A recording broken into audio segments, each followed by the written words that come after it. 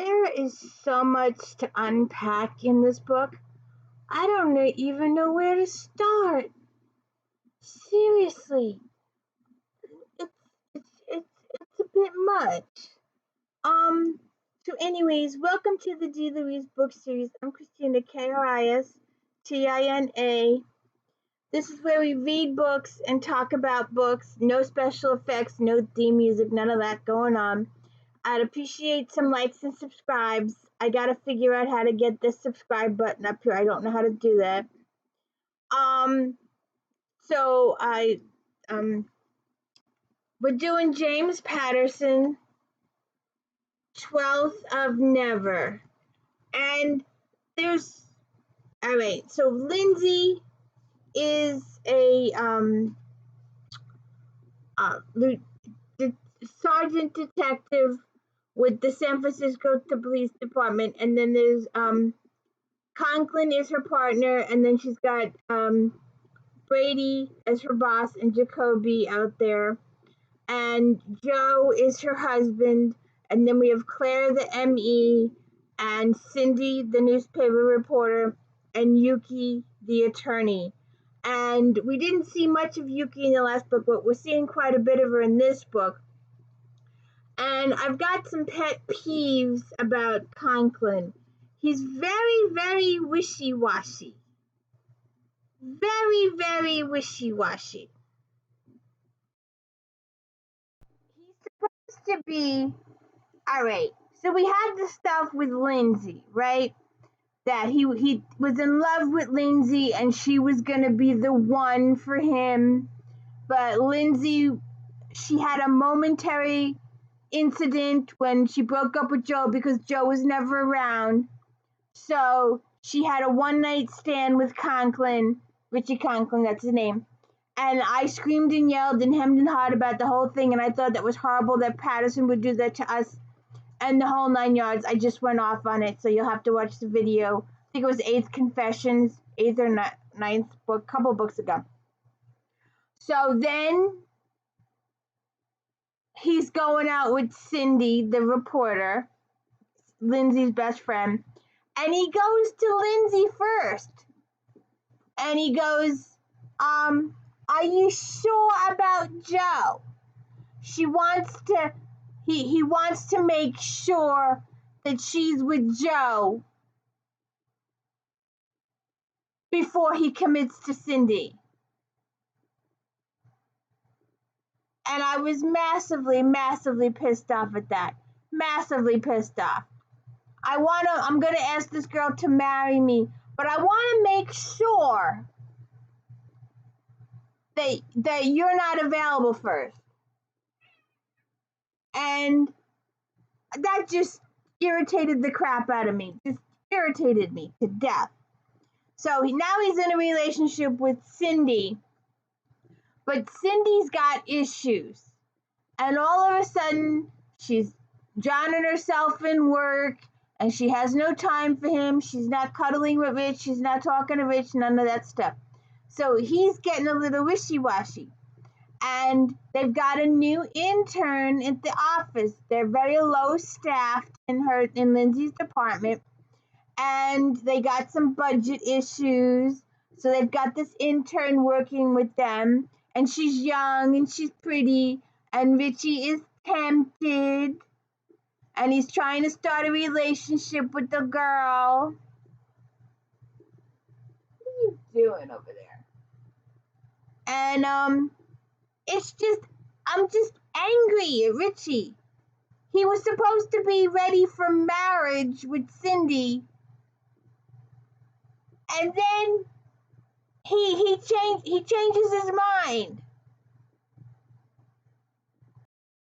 How can you be ready for marriage with somebody and proposing marriage to somebody if your head's not in it? I was reading a Stuart Woods book a couple years back, and Barrington, those are good books, but I couldn't handle it. I was so pissed off at the main character.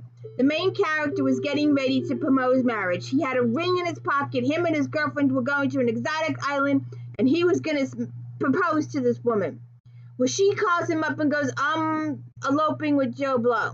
So she elopes with her coworker. He goes down to the island. Now, he's supposed to be brokenhearted. He's supposed to have gone down there to propose marriage to his girlfriend.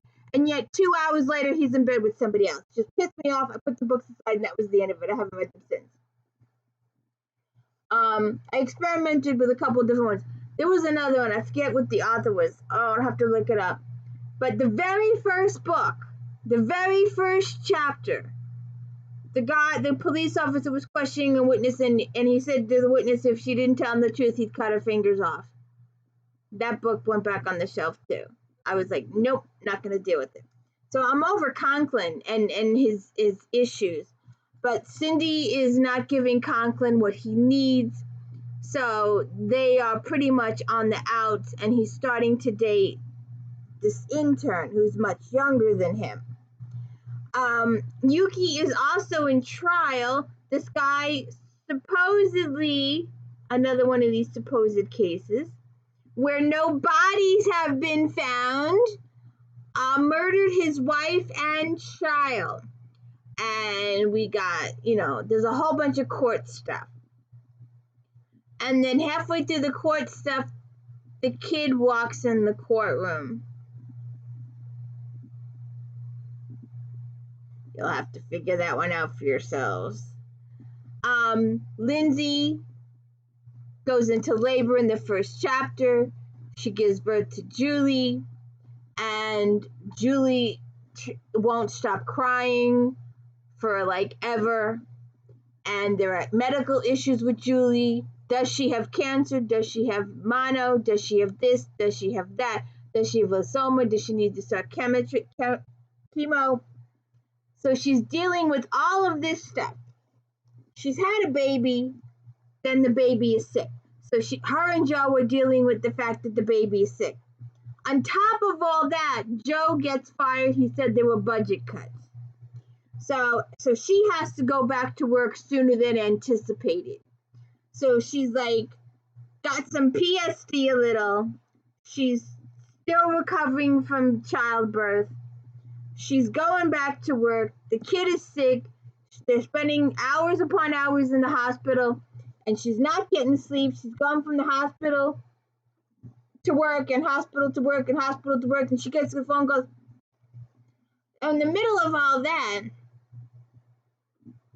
this professor walks in, and he goes, I had a dream that this person with this nail polish and this hairstyle and this in the store, whole bunch of details. And like 2 days later, that's exactly what happens. And he was supposedly in class, teaching his class at the time. So they believe that he has a complete alibi because he was in class at the time, at the victim. And then he comes in and he goes, he had another dream about this. And the second dream is him as the victim. And it's just messed up. And, there are some books where the killer is on stage the whole time. Then there's the killer that comes in, says hi, and leaves. Or one that makes periodic visits. That's what one of my authors calls it. When it happens on the page, that's on stage. But when you're told about it, I was talking to Sally the other day, and this is what happened. That's off stage. So the killer, we do see the killer often.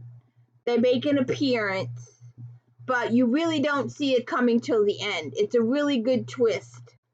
Because in the middle of all this, middle of Yuki and her murder trial for the husband killing the mother and child, then we've got a football player whose girlfriend was shot and killed while he was at a party. And supposedly he's alibied up for being at the party. So he can't be the one who did it. Or can he? Patterson. And then her body goes missing from the morgue. And Claire gets in trouble. So she gets laid off for a while, although because there's so much going on and much in demand for an ME, and she's like this guy that hasn't worked in years, and her, so they make her part-time instead. That's where they can't lay her off completely because they need her too bad.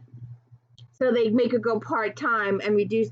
I don't know why she takes the reduction in salary. I wouldn't. She should have realized she had a firmer stand. She had more rights than to be wishy-washy and accept the demotion. She said, well, all right, I mean, she was devastated that the body was lost, but it wasn't her fault. All the protocols were followed and stuff like that. But they do blame. I hope she gets her full payback, and I hope she gets her full job back in the next book. So we'll be checking that out.